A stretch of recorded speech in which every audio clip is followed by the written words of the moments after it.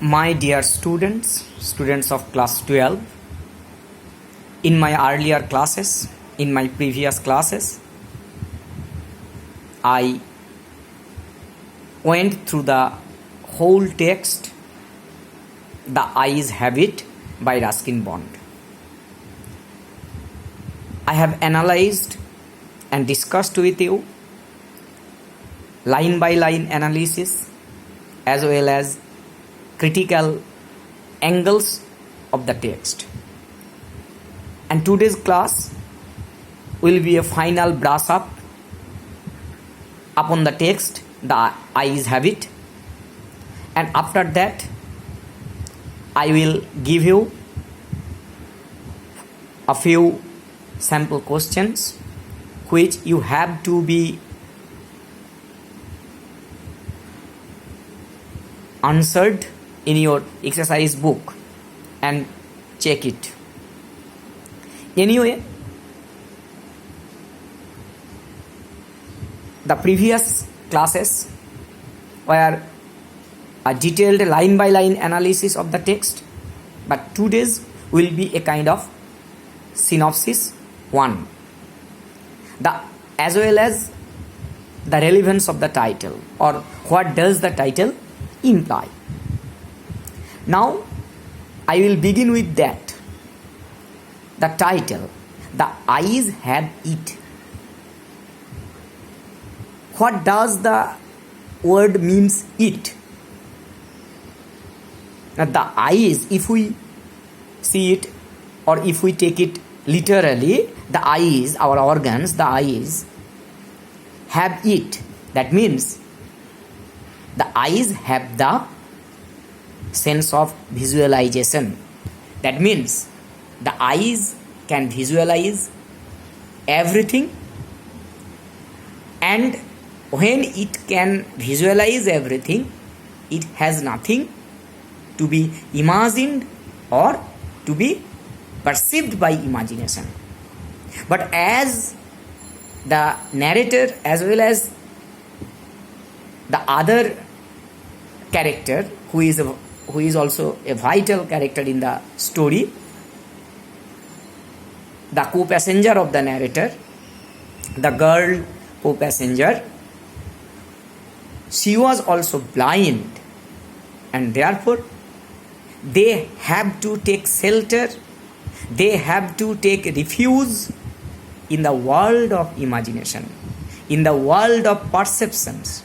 Not only that, in the world of deceit, in the world of hide and seek about their own faults and weaknesses.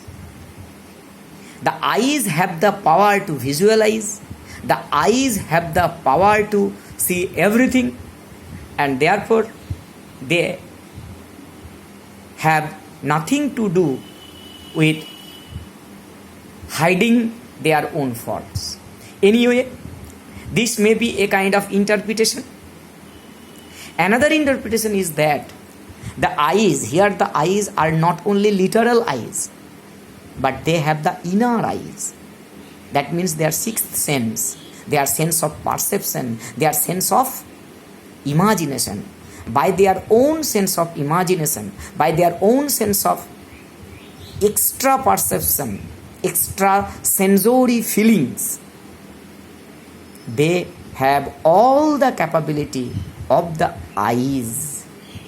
The inner eyes can see everything, sometimes better than the literal or physical eyes. Anyway, from two angles or two perspectives, we can judge the title of the story. The eyes, if we take it literally, the physical eyes has the power, the physical eyes have the capability to see, to visualize everything, and therefore there is no necessity to imagine or to perceive them through their sense of hide and seek as well as through their sense of high feelings. Anyway, This is the title, but we must mention that there is a sense of irony in the title. The irony is that they have no eyes, they cannot discuss it openly. Both of them tried to hide their own blindness, and therefore the tone of the narrator, the tone of the author is a bit humorous, a bit ironical one, because if they have eyes, they would perceive their each other's faults. But as they have no eyes, they have to take shelter into the world of deception, deceiving each other, into the world of make-believe in which they are not blind. Anyway, this ironical portion must be mentioned by you in the answer script. After the irony or after the title, you have to remember the story as well as their conversations by sequence, because the questions will be set from their conversations. Who says this, to whom, when, how, and what he or she said after that, this type of questions. And the MCQ portions will be set from this text, and therefore you have to read the text very minutely. I had the train compartment to myself up to Ruhana. That means if I ask you, the narrator was alone in the train compartment up to where? Up to dash. Dera or Dehradun, Ruhana, Mussoorie. What would be the answer? Ruhana. Then a girl got in. Who is the girl? Describe a short feature of the girl. The girl is blind, but the narrator cannot see it. But the narrator can describe her voice, the sound of her voice, and as well as the sound of her slippers. And towards the end of the story, the narrator has tried to think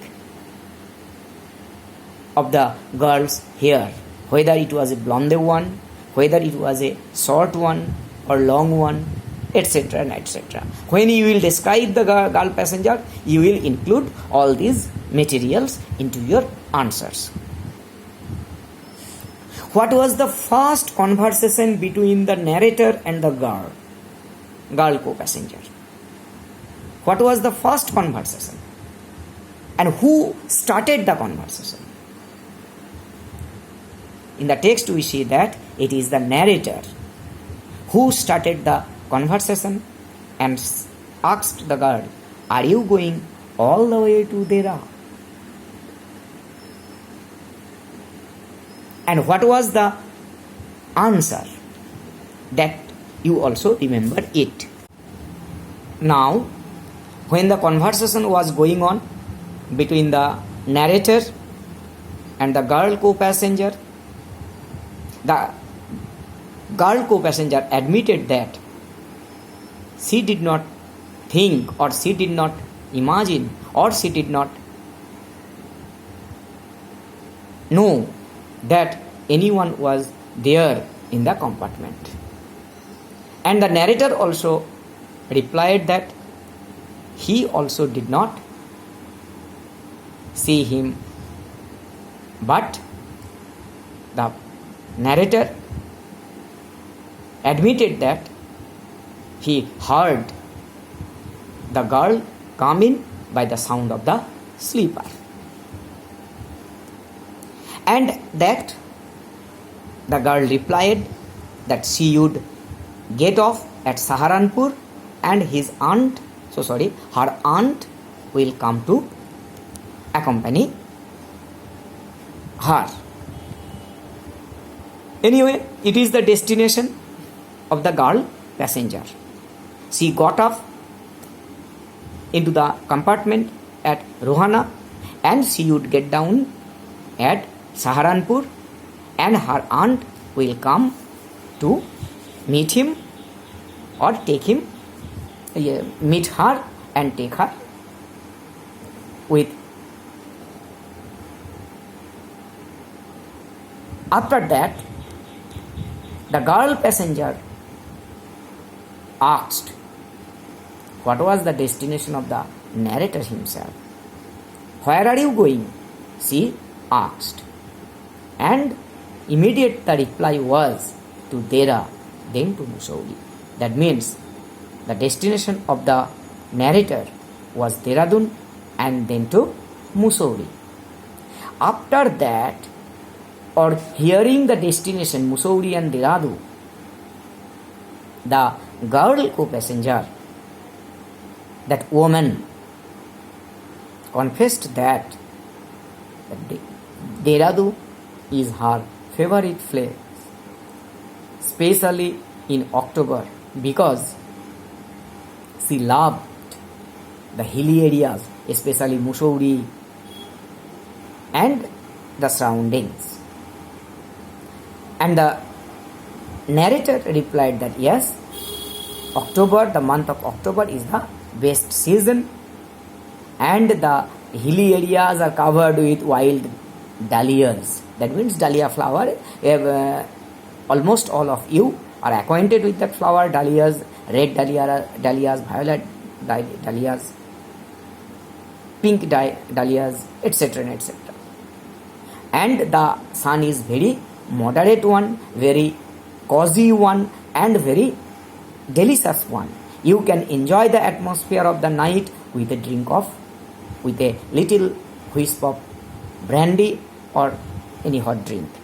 Anyway, then there was a great pause, then there was a silence. And the narrator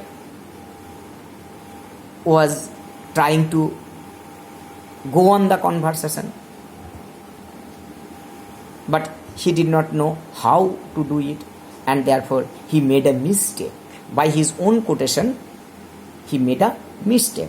That means, what is it like outside? Then I made a mistake. What was the mistake?